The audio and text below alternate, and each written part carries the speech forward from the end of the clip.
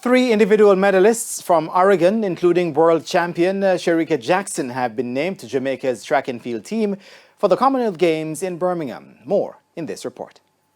Shericka Jackson, along with 100 meters bronze medalist Elaine Thompson-Hira and triple jump silver medalist Shanika Ricketts, have been named to a strong 47-member team. After picking up an injury in the warm-up for the men's 110-meter hurdles final, national champion Hansa Parchment has also been named to the team, along with Orlando Bennett and Rashid Broadbell, who both failed to make the World Champs final. Javon Francis, who missed the men's 4x400 meters relay final due to injury, has also been named among the quarter-milers, which includes Nathan Allen, Akeem Bloomfield, Kareem Bartley, and Javon Powell. Frederick Dakers, who the J3As had hoped to add as a late entry, has also been included, while Kadrian Golson, Natasha Morrison, Odane Richards, Roger Stoner, Romaine Beckford, and Sean D. Thompson are the athletes who were not a part of the World Championship team.